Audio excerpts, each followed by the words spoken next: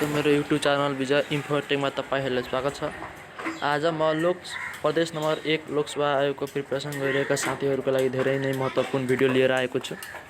आज म प्रदेश नम्बर 1 को भौगोलिक, सामाजिक, धार्मिक, सांस्कृतिक, आर्थिक सम्बन्धी जानकारी र प्रदेश नम्बर 1 को आवधिक योजनाको बारेमा यो भिडियो लिएर आएको छु। त्यसमा सबभन्दा पहिला हामी प्रदेश नम्बर 1 को परिचयमा हेरौँ। प्रदेश नम्बर 1 को कुल क्षेत्रफल चाहिँ 25,905 वर्ग किलोमिटर छ, जुन चाहिँ नेपालको 17.06% हो। त्यस्तै अवस्थित जिल्लाहरूको संख्या 14 वटा रहेको छ। यसको 14 वटा जिल्लाहरू याद गर्ने ट्रिक म यसै भिडियोमा पछि बताउनेछु। स्थानीय राजधानी चाहिँ विराटनगर हो। त्यस्तै स्थानीय तहको संख्या 137 वटा छ। यसमा पनि नगरपालिका, गाउँपालिका, महानगरपालिका, उपमहानगरपालिका कति छ भने यसै भिडियोमा बताउनेछु। प्रतिनिधि सभा 28 वटा रहेछ। त्यस्तै प्रदेश सभा 56 वटा। प्रदेश प्रमुख सोमनाथ अधिकारी हुनुहुन्छ। यसको हिस्ट्री पनि बताउनेछु यसै भिडियोमा। मुख्यमन्त्री शेरधन राई। त्यस्तै यहाँको जनसङ्ख्या 2068 अनुसार 17.12 थियो, जुन चाहिँ 45,34,943 जना थियो। त्यस्तै नयाँ जनसङ्ख्या 2078 को छ 49,72,021, जुन 17.03% रहेको छ। अनि 2068 देखि 2078 सम्मको वृद्धि र चाहिँ 0.88 रहेको छ।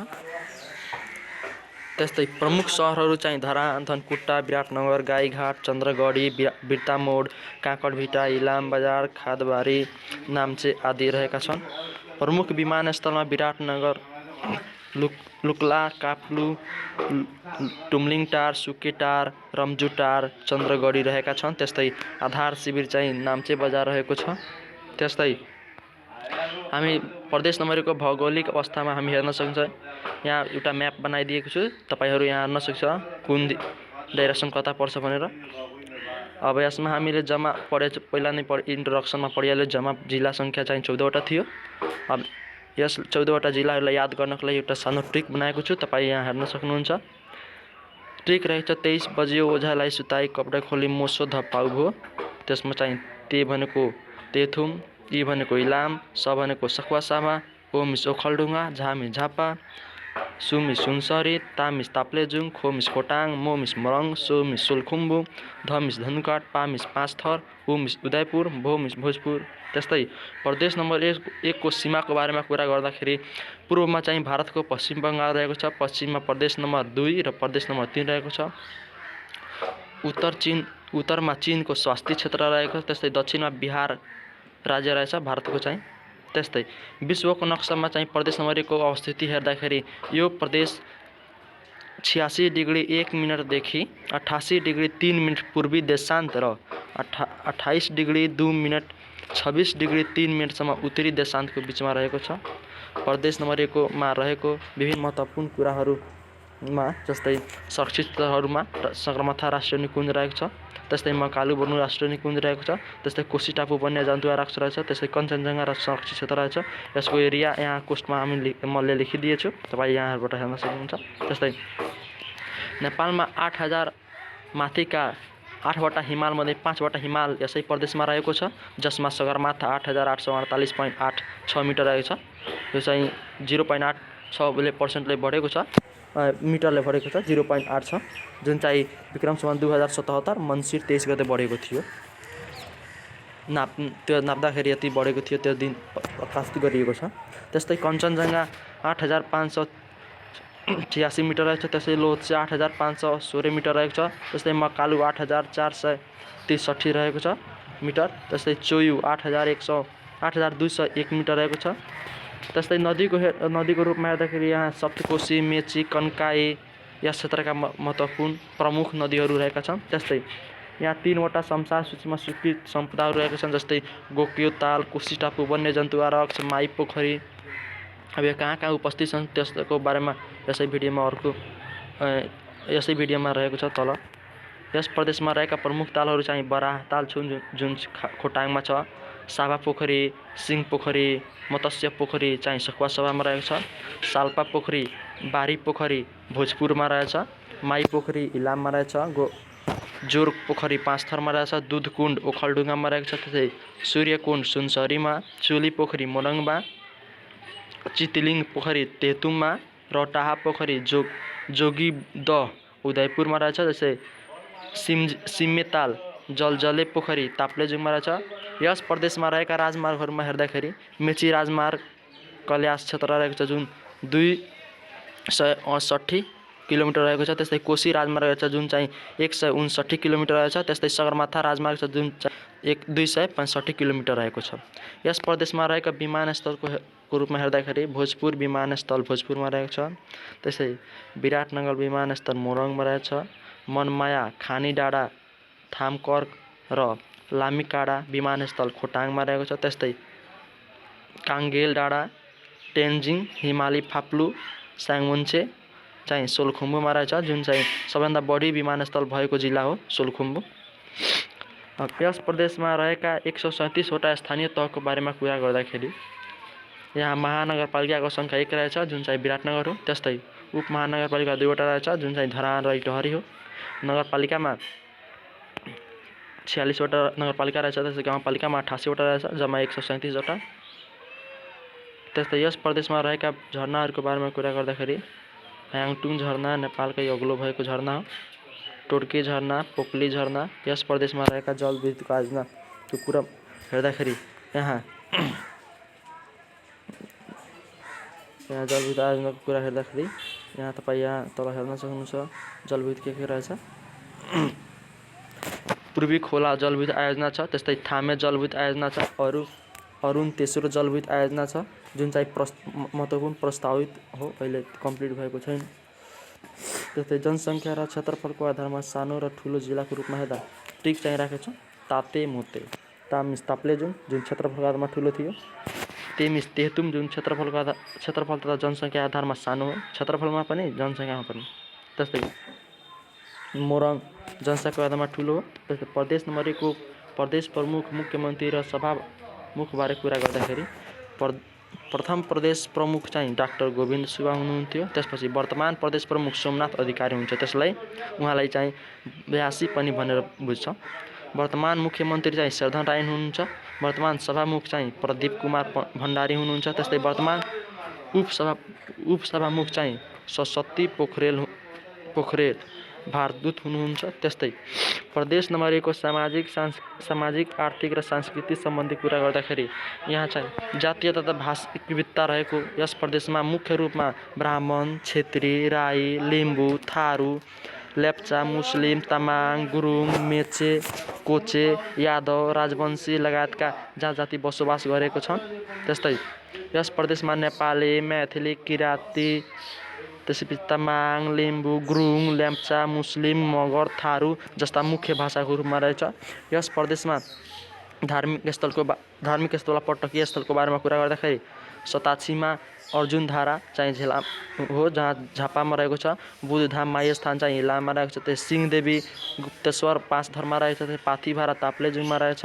त्यस्तै विराटकाली मोरङमा रहेछ। त्यस्तै बराह क्षेत्र बुढासुब्बा सुनसरीमा रहेको छ। त्यस्तै पिण्डेश्वरी दत्तकाली त्यहीँ रहेको छ। त्यस्तै छिन्ताङ मार्गस्थान चाहिँ धनकुटामा रहेछ। त्यस्तै सिंहकाली चण्डी स्थान भोजपुरमा रहेछ। त्यस्तै चण्डी देवी उदयपुरमा रहेको छ। त्यस्तै हलेसी खोटाङमा रहेको छ जहाँ बराह पोखरी पनि रहेको छ। चम्पादेवी ओखलढुङ्गामा रहेको छ।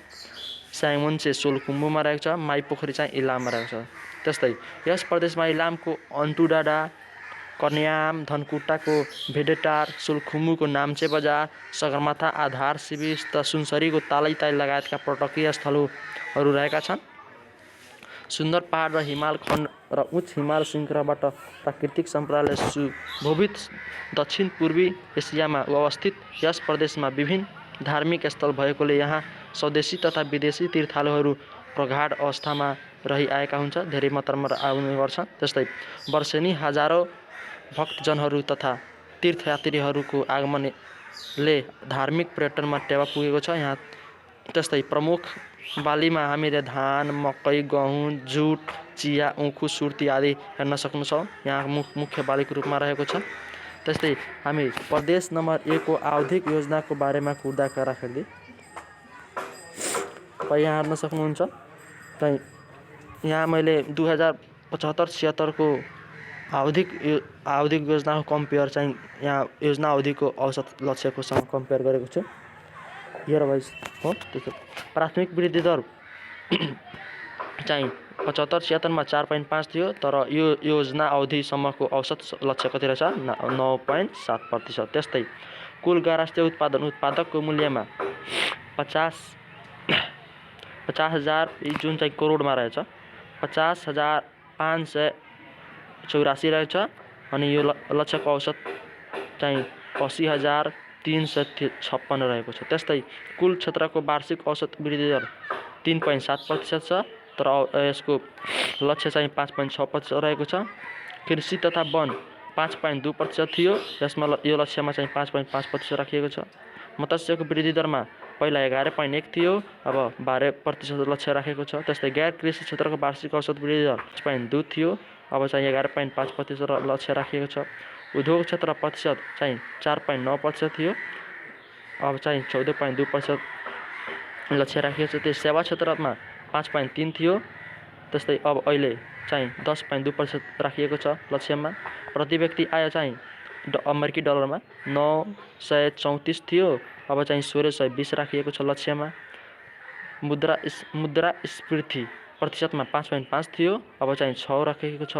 गरिबी रेखा मुनि रहेको जनसङ्ख्या चाहिँ 12.4 थियो, अब 11% खसाउने लक्ष्य राखिएको छ। त्यस्तै बहुआयामिक गरिबी 19.7 थियो, अब चाहिँ 14% खसाउने काम लक्ष्य राखिएको छ। मानव विकास सूचाङ्क चाहिँ 0.54 थियो, अब चाहिँ 0.600 मा ल्याउने उद्देश्य राखिएको छ। त्यस्तै आर्थिक असमानता सम्पत्तिमा सूचाङ्क चाहिँ 0.35 थियो, अब लक्ष्य चाहिँ 0.32 ल्याउने राखिएको छ। त्यस्तै आम्दानीमा माथिल्लो 10 र तल्लो 40% जनसङ्ख्याको अनुपातमा यसलाई PLMA इन्डेक्स पनि भन्छ। यसमा 1.01 थियो, तर यो लक्ष्यमा 0.90 ल्याउने लक्ष्य राखिएको छ। त्यस्तै लैङ्गिक विकास सूचाङ्कमा 0.925 थियो, अब 0.963 राख्ने उद्देश्य राखिएको छ। त्यस्तै साक्षरता दरमा 69.1% थियो, अब चाहिँ 99% राख्ने लक्ष्य राखिएको छ। त्यस्तै खुद भर्ना दर प्रतिशत चाहिँ 95% थियो, अब 99% पुर्याउने लक्ष्य राखिएको छ। अपेक्षित आयु जन्मको समयमा 70.7 थियो, अब चाहिँ 73.1% राख्ने लक्ष्य राखिएको छ। त्यस्तै बाल मृत्यु दर प्रति हजारमा चाहिँ 36 थियो, अब 22 पुर्याउने लक्ष्य राखिएको छ। भौतिक क्षेत्रमा कुल सडकमा कालोपत्रे सडक किलोमिटरमा 1544 थियो, अब 5000सम्म पुर्याउने लक्ष्य राखेको छ। त्यस्तै सिँचाइयोग्य भूमि चाहिँ 53% थियो, अब 80% पुर्याउने काम लक्ष्य राखेको छ। खानेपानी सेवा पुगेको जनसङ्ख्या 90% थियो, अब 99%लाई पुर्याउने लक्ष्य राखेको छ। विद्युत पहुँच प्राप्तमा 91.4% थियो, अब 99.5%मा पुर्याउने काम गरिएको छ लक्ष्य राखेको छ। त्यस्तै शासकीय सुधारमा कानुनी शासन सूचाङ्कमा 0.53 थियो, अब 0.58 राख्ने लक्ष्य राखेको छ। त्यस्तै सुशासन सूचाङ्क 2.5 देखि 2.5सम्म -2.5 देखि 2.5सम्म सूचाङ्क चाहिँ -0.79 थियो, अब 1 पुर्याउने लक्ष्य राखिएको छ। त्यस्तै भ्रष्टाचार अनुसूची सूचाङ्क चाहिँ 31 थियो, अब चाहिँ 41 पुर्याउने राखिएको छ।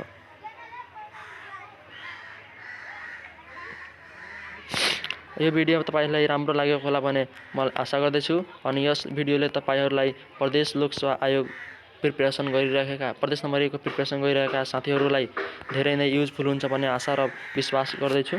अनि तपाईहरु यो भिडियोबाट केही कुरा सिकेर तपाईहरु परीक्षामा राम्रो गर्नुहुन्छ भन्ने आशा गर्दछु र तपाईहरुलाई आउने आगामी परीक्षाहरुको लागि बेस्ट अफ लक भन्न चाहन्छु। तपाईहरु यो एकचोटी स्क्रिनशट गरेर तपाई यहाँ पढ्न सक्नुहुन्छ।